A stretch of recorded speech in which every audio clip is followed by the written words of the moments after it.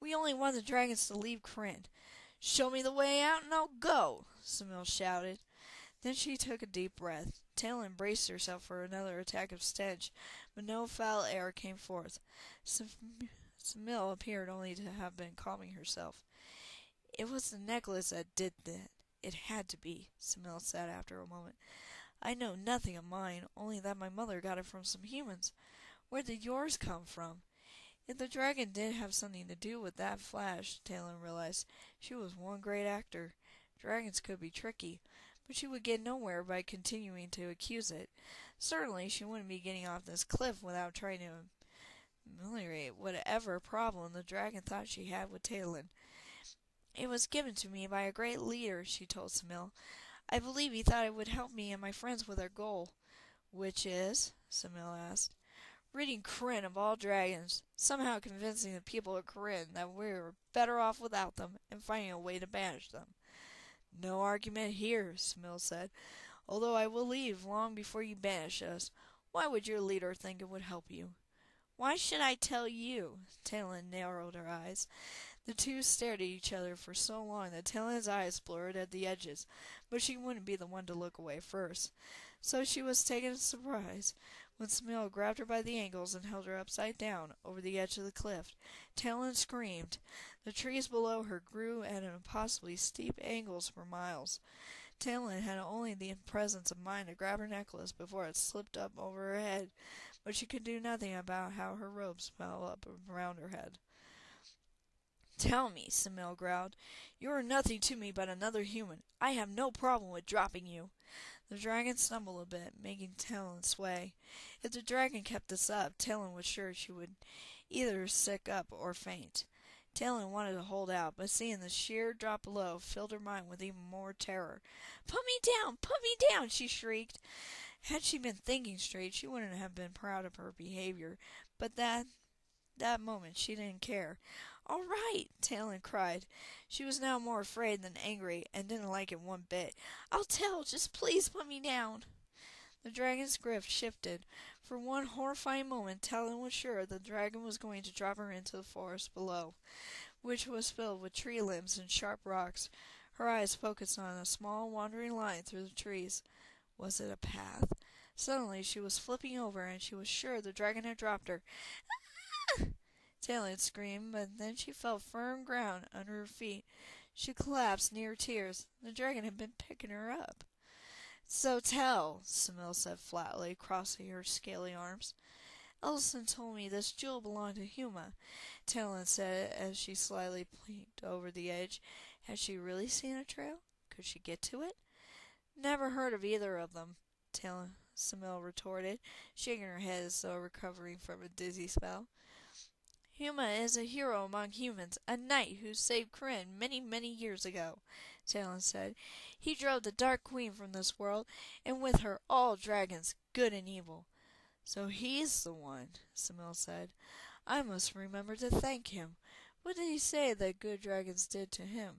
Talon thought. She realized uneasily that she never knew why the good dragons were banished along with the bad. She made up an answer that sounded good. Because dragons do not belong on Krynn.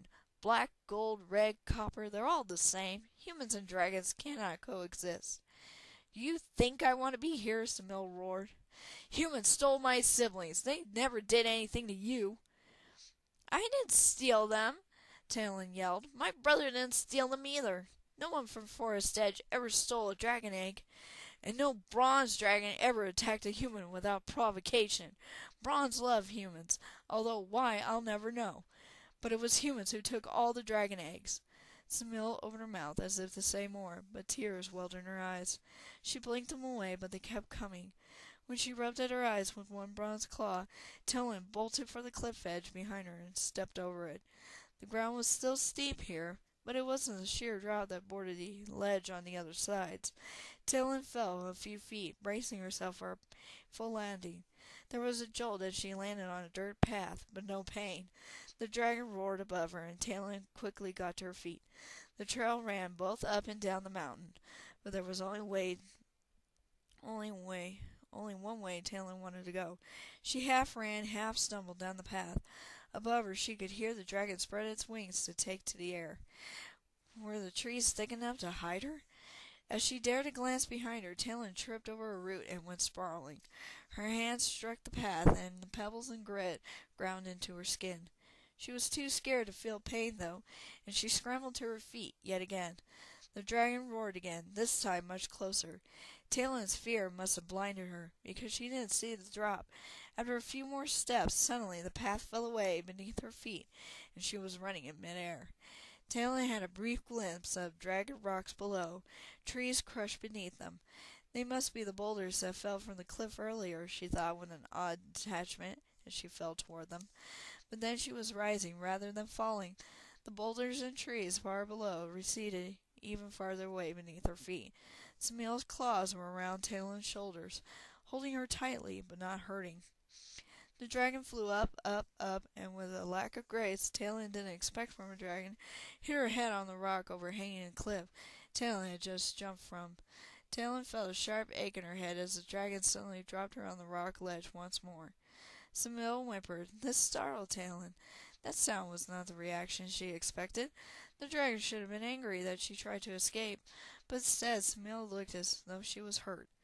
Talon sympathized. Her head ached dreadfully, and although her scrapped palms did not sting yet, they would soon. She needed to clean out these wounds and heal them before that happened. Mishkael, Talon prayed silently, one of your devoted servants is in need. Please take my pain away. Talon waited for the familiar feeling of peace and healing, but it did not come.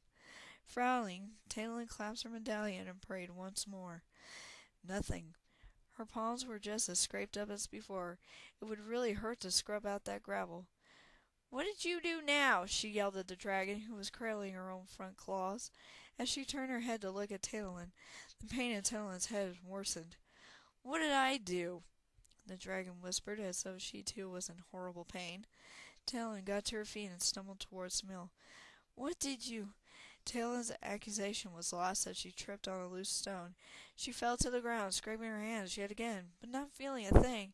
Samiel roared. Talon thought the dragon was trying to frighten her, but she wasn't even looking at her. Instead, Samiel was looking at her palms.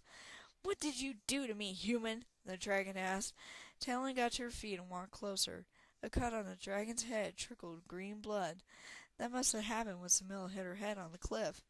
Talon looked at her scraped hands. Even with a delayed reaction, her palms should have felt as if they were on fire by now, judging from the damage. Yet she felt nothing.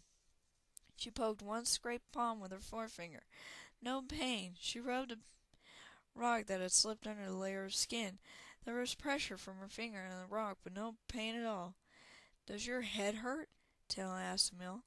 No, but my hands, they sting. I've never felt anything like it. A bit of blood trickled into Samiel's right eye. She blinked, wiping it away.